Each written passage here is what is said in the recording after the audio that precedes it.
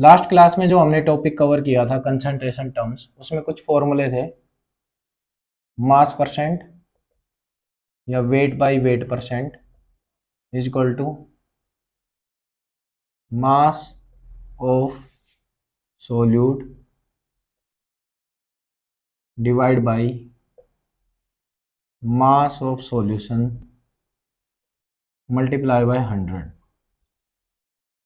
Next is volume percent या V by V percent is equal to volume of solute divide by volume of solution multiply by 100। Next is weight by volume percent.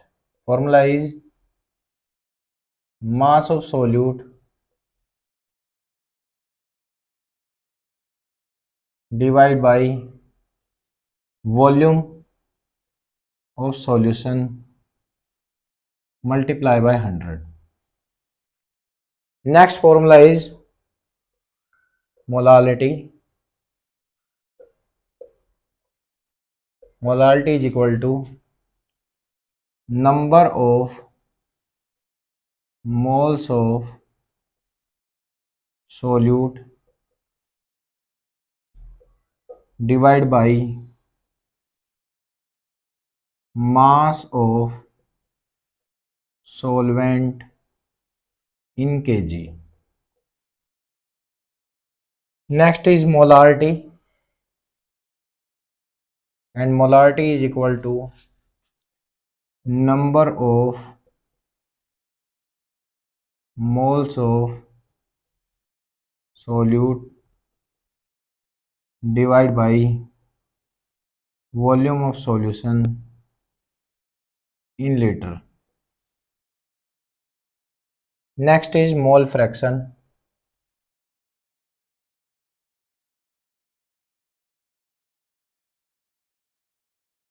Mole fraction is denoted by zeta. For zeta A, number of moles of A divided by number of moles of A plus number of moles of B. For mole fraction of B, number of moles of B divided by number of moles of A plus number of moles of B. Next is normality. Normality is equal to number of gram equivalent of solute divided by volume of solution in liter. And last is ppm, parts per million, is equal to mass of solute divided by mass of solution multiply by million, 10⁻⁶। तो ये सारे topic हमने last class में cover किए थे।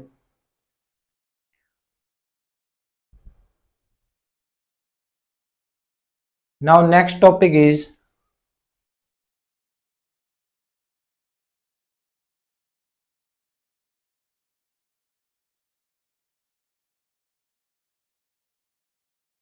solubility.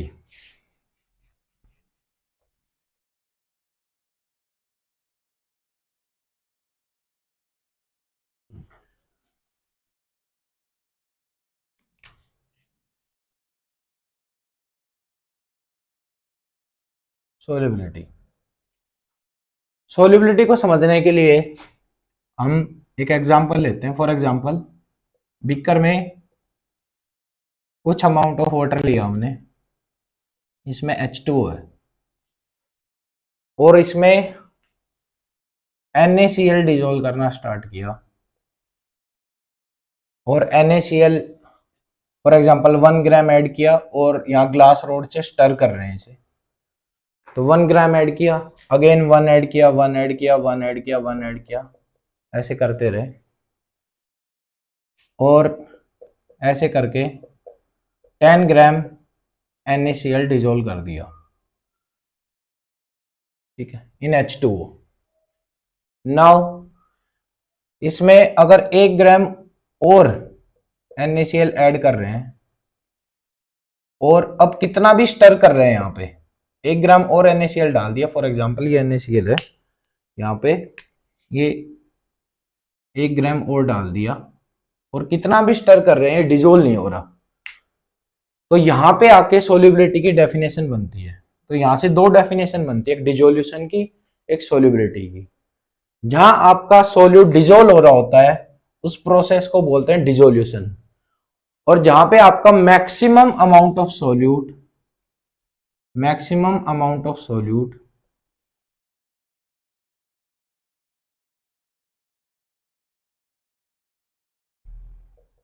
dissolve in given amount of solvent at constant temperature and pressure या specified temperature and pressure। तो ये आपका सोल्यूबिलिटी की डेफिनेशन है। यहाँ पे दो डेफिनेशन, एक डिजोल्यूशन है। डिजोल्यूशन क्या है, जब आप इसमें सोल्यूट ऐड कर रहे हो और सोल्यूट डिजोल्व हो रहा है, तो 10 ग्राम तक डिजोल्व हो गया है, ये प्रोसेस आपकी डिजोल्यूशन है। और जैसे ही आप 1 ग्राम और ऐड कर रहे हो वो डिजोल्व नहीं हो रहा। तो यहाँ पे आपकी जो यहाँ पे आपका जो डेफिनेशन बना वो सोल्यूबिलिटी ऑफ सॉल्यूशन बना, that maximum amount of solute that can be dissolved in given amount of solvent at given temperature and pressure। तो यहां पे आपका कितना भी स्टर करो आप, ये 1 ग्राम डिजोल्व नहीं होगा। तो यहां से सोल्यूबिलिटी की दो टाइप है एनसीईआरटी में, solubility of solid in liquid और एक आपका गैस इन लिक्विड। तो अभी हम स्टार्ट करते हैं solid in liquid. Solid in liquid का एग्जांपल यही लेना है आपको, अगेन वाटर लेना है और वाटर में आपको ऐड करना है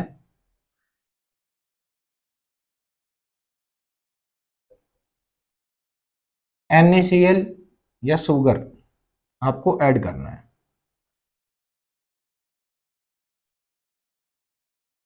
तो ये आपका एग्जांपल हो गया salt plus water. Salt plus water is example of solubility of solid in liquid। तो यहां से आपको कुछ टॉपिक पढ़ने हैं जो सॉलिड इन लिक्विड के अंडर है। वो है आपका एक प्रॉपर्टी पढ़नी है आपको, like dissolve,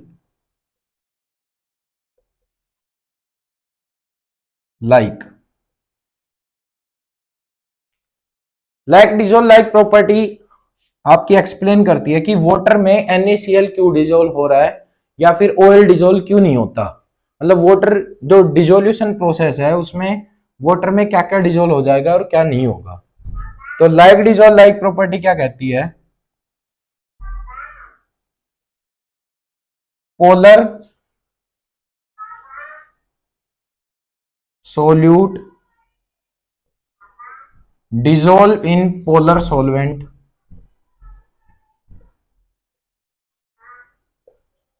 non-polar solute dissolve in non-polar solvent but non-polar solute या solvent एक दूसरे में मिक्स नहीं होंगे, not dissolve in polar solvent। For example यहां पे वाटर पोलर इन नेचर है और NaCl भी पोलर इन नेचर है, पॉजिटिव एंड नेगेटिव, तो ये डिजोल्व हो जाएंगे। लेकिन अगर आप वाटर में बेंजीन डाल दोगे, बेंजीन क्या होता है फॉर्मूला C6H6, तो बेंजीन वाटर में डिजोल्व नहीं होगी क्योंकि बेंजीन होती है नॉन पोलर। वो वाटर में डिजोल्व नहीं होगी। तो polar dissolve in polar, polar word का मतलब क्या होता है? पोलर वर्ड का मतलब होता है जहां पे चार्ज हो। जैसे याद करने के लिए आप पोलर में, जैसे अर्थ के दो पोल है, साउथ एंड नॉर्थ, मतलब दो पोल, एक पॉजिटिव एक नेगेटिव। तो जहां पे चार्ज होगा उसे पोलर बोलते हैं, और जहां चार्ज नहीं होता उसे बोलते हैं नॉन पोलर। तो यहां पे पोलर और नॉन पोलर डिजोल्व नहीं होंगे। फॉर एग्जांपल, आप अगर एक एग्जांपल लो, आप बेंजीन में अगर आप कार्बन टेट्राक्लोराइड डाल दोगे CCl4, तो डिजोल्व हो जाएगा क्योंकि दोनों नॉन पोलर है। तो ये लाइक डिजोल्व लाइक प्रॉपर्टी है जो एक्सप्लेन करती है कि वाटर या कोई भी नॉन पोलर और पोलर एक दूसरे में डिजोल्व कैसे होते हैं, solute and solvent.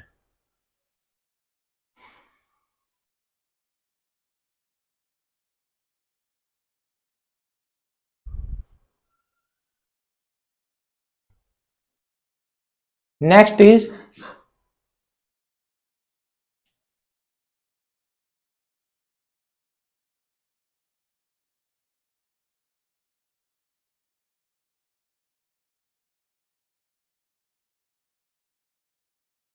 Next topic is, वो सॉलिड इन लिक्विड के अंडर ही है वो टॉपिक भी।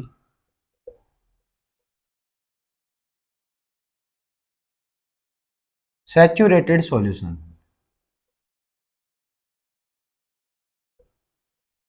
सैचुरेटेड सॉल्यूशन,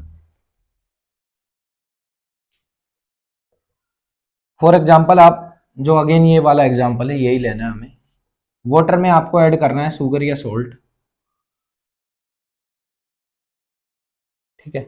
और जैसे 10 ग्राम के बाद अगर 1 ग्राम और ऐड करते हो तो 10 ग्राम तो आपका डिजोल्व हो गया। और जैसे ही आपने 1 ग्राम और डाला तो वो डिजोल्व नहीं हो रहा, चाहे आप कितना भी स्टर करो वो डिजोल्व नहीं हो रहा, वो पार्टिकल्स आपके एज इट इज है यहाँ। तो 10 ग्राम पे आके आपका जो सॉल्यूशन बना, जहां पे और ज्यादा सोल्यूट ऐड नहीं हो सकता, ये आपका बन गया saturated solution. Saturated solution is in which no more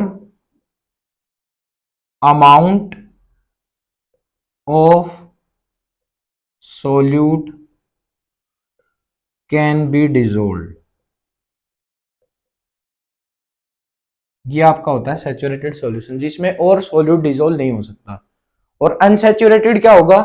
unsaturated इसका जस्ट अपोजिट हो जाएगा। जैसे 10 से पहले जितना भी था, मान लो आपने 1 ग्राम ऐड किया, फिर आपने एक और ऐड किया, एक और ऐड किया, मतलब 9 तक जितना भी था वो आपका अनसैचुरेटेड था। अनसैचुरेटेड का मतलब जिसमें और सोल्यूट डिजोल्व हो जाए।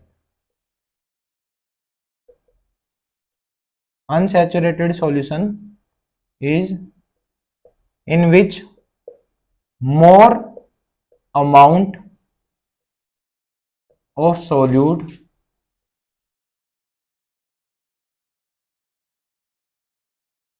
Can be dissolve.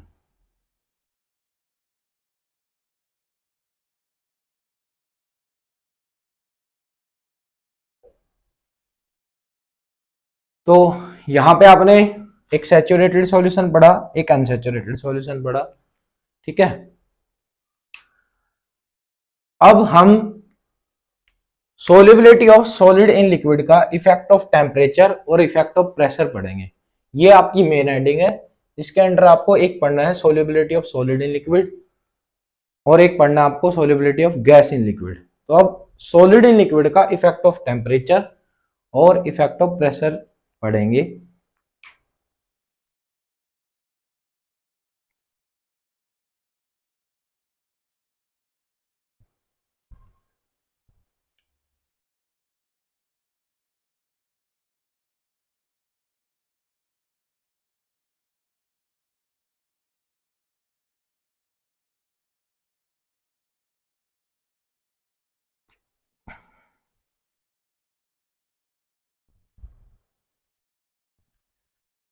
Effect of temperature,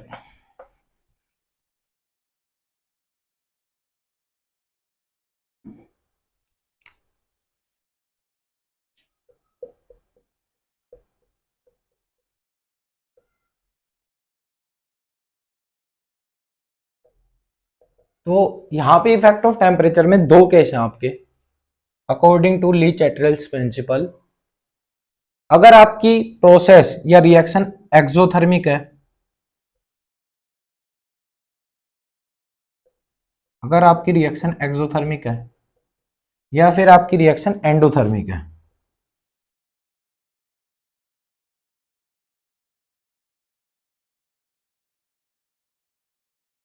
exothermic reaction में हीट क्या होती है, रिलीज होती है।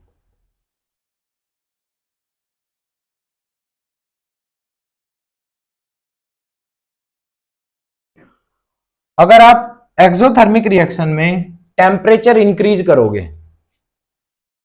टेम्परेचर को अगर इंक्रीज करते हो तो एक्सोथर्मिक रिएक्शन में ऑलरेडी हीट रिलीज हो रही है और आप उसको टेम्परेचर इंक्रीज कर रहे हो, तो यहां ली चैटरल्स प्रिंसिपल ये कहता है सोल्यूबिलिटी डिक्रीज हो जाएगी। सोल्यूबिलिटी क्या हो जाएगी, डिक्रीज।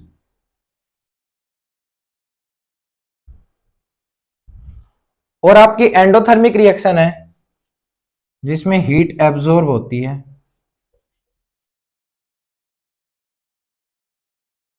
और इस केस में अगर आप टेम्परेचर इंक्रीज करते हो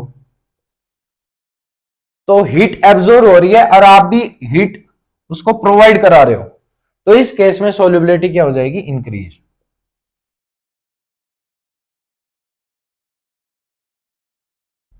इसका और डिटेल भी है, 11th क्लास से रिलेटेड है कि अगर आपका सोल्यूट सोलवेंट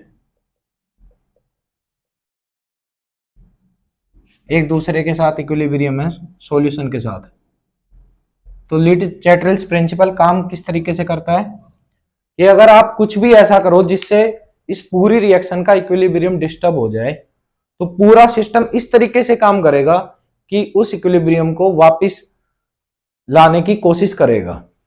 तो इसी प्रोसेस पे काम करता है ये एक्सोथर्मिक और endothermic.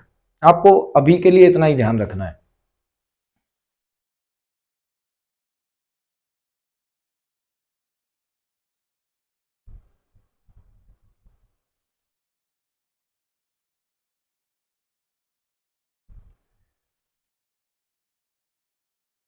Next is effect of pressure.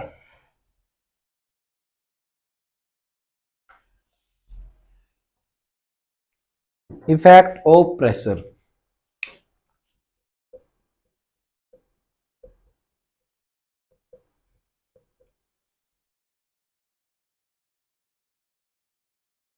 Pressure का सॉलिड इन लिक्विड में कोई भी इफेक्ट नहीं पड़ता, because both solid and liquid, solid तो इनकम्प्रेसिबल होते हैं, लिक्विड भी ना के बराबर कंप्रेस होता है, तो दोनों इनकम्प्रेसिबल होते हैं, तो इसका सोल्यूबिलिटी पे कोई भी इफेक्ट नहीं होगा।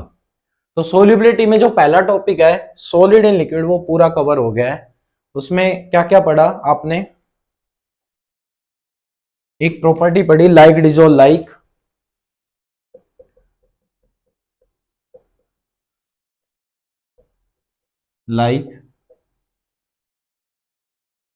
एक आपने पढ़ा सैचुरेटेड सॉल्यूशन, एक बड़ा unsaturated solution,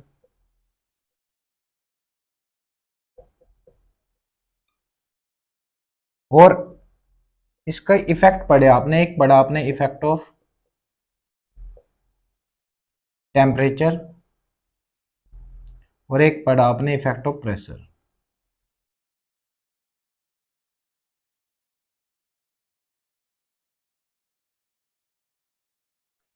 effect of temperature में for exothermic with temperature solubility decrease, for endothermic with temperature solubility increase. जैसे एक एग्जांपल आपको देखें कि जैसे शुगर आप ऐड कर रहे हो वाटर में या सोल्ट ऐड कर रहे हो,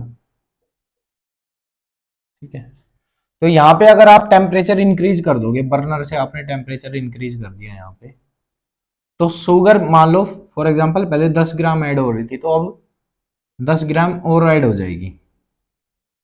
लेकिन यहाँ पे एक और प्रोसेस है कि अगर आप इस टेम्परेचर को इंक्रीज कर रहे हो तो सोल्यूबिलिटी इंक्रीज हो रही है, लेकिन अगर टेम्परेचर वापस नॉर्मल होगा तो जितना एक्स्ट्रा अमाउंट वाटर में डिजोल्व हुआ है शुगर का, वो रिक्रिस्टलाइज हो जाएगा। इस प्रोसेस को क्रिस्टलाइजेशन भी बोलते हैं। ठीक है।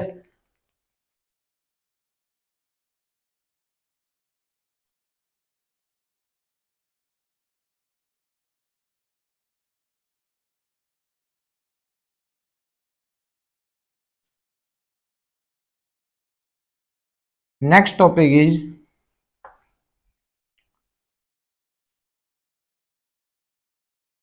solubility of gas in liquid. Gas in liquid.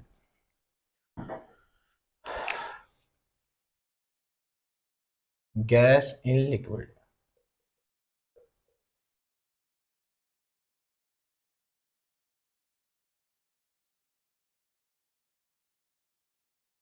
Gas in liquid में आपको पढ़ना है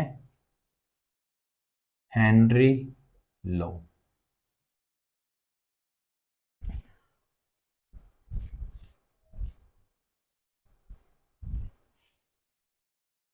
तो हेनरीज लॉ आपको पढ़ना है। हेनरी लॉ क्या कहता है? फॉर एग्जाम्पल,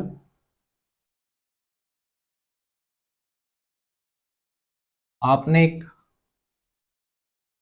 बीकर में वाटर लिया या कंटेनर में वाटर लिया और यहां पे आपके गैस पार्टिकल है, और यहां से आपने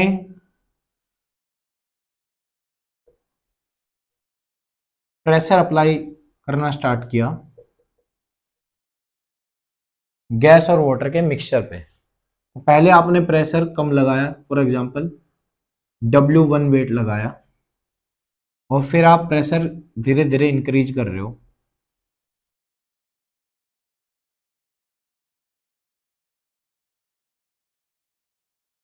W1, W2, W3। तो ये यहाँ क्या होगा कि जो गैस के पार्टिकल है, जो गैस के पार्टिकल हैं वो कहाँ डिजोल्व होना स्टार्ट हो जाएंगे? वाटर के अंदर। जैसे जैसे आप प्रेशर इंक्रीज करोगे वैसे वैसे गैस के पार्टिकल डिजोल्व होना स्टार्ट हो जाएंगे वाटर के अंदर।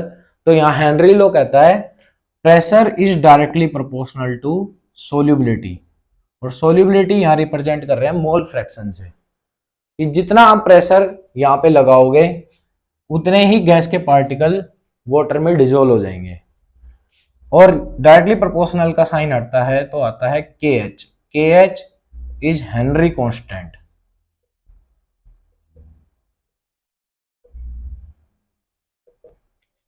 हेनरी कांस्टेंट की वैल्यू डिपेंड करती है यहां पे, हेनरी कांस्टेंट की वैल्यू डिपेंड करती है आपकी नेचर ऑफ सोल्यूट पे, नेचर ऑफ सॉल्वेंट पे,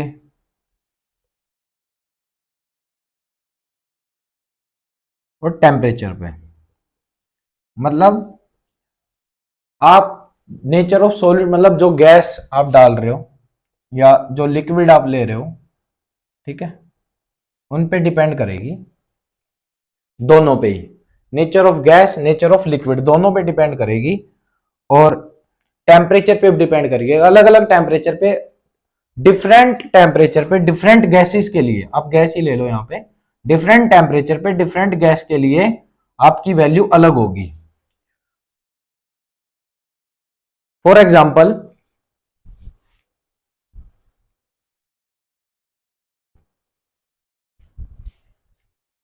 H2 गैस की वैल्यू 293 केल्विन टेम्परेचर पे और 298 केल्विन टेम्परेचर पे अलग अलग होती है। 69.16।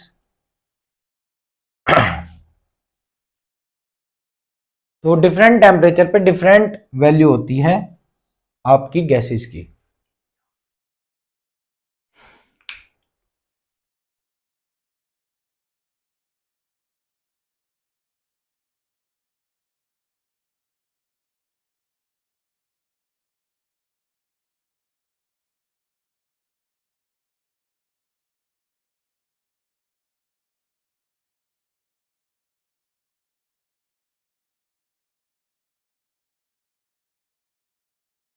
तो यहां से हेनरी लॉ का ग्राफ पढ़ेंगे अब।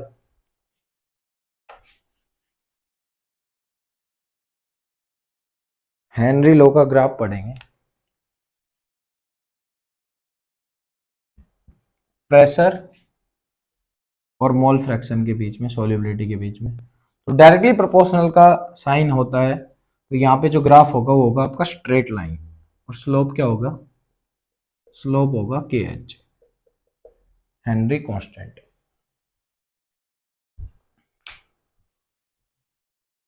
तो हेनरी लॉ को कहाँ कहाँ अप्लाई करते हैं, एप्लीकेशन क्या है?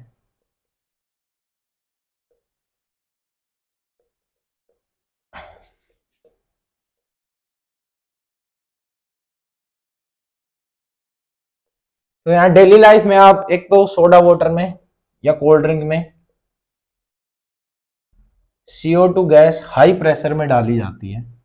जैसे आपका सोडा वाटर है, बोतल है, तो इसमें CO2 गैस प्रेशराइज करके डाली जाती है। जैसे कोल्ड ड्रिंक है, कोल्ड ड्रिंक में आपको जो भी टेस्ट आता है वो CO2 गैस का आता है। उसमें क्या होता है कि CO2 गैस आपको हाई प्रेशर में डाली जाती है। अगर कोल्ड ड्रिंक को आप थोड़ी देर के लिए ग्लास में डाल के छोड़ दोगे तो सारा टेस्ट खत्म हो जाएगा, क्योंकि यहाँ से CO2 गैस, जैसे ही प्रेशर लो होगा तो CO2 गैस रिलीज हो जाएगी। तो CO2 गैस हाई प्रेशर में डाली जाती है, एक एप्लीकेशन ये है। एक है आपका एप्लीकेशन जो स्कूबा डाइवर्स होते हैं, डीप सी डाइवर्स, वो अगर समुद्र में बहुत नीचे तक जाते हैं सी में, तो जैसे यहाँ पे आपका सी है और इसमें स्कूबा डाइवर्स बहुत नीचे तक जाते हैं, डीप सी डाइवर्स। तो नीचे जाओगे, जैसे जैसे नीचे जाओगे तो प्रेशर यहाँ पे क्या होगा, इंक्रीज होगा। जैसे जैसे वाटर के अंदर जाएगा स्कूबा डाइवर्स तो वहां पे क्या होगा, प्रेशर इंक्रीज होगा।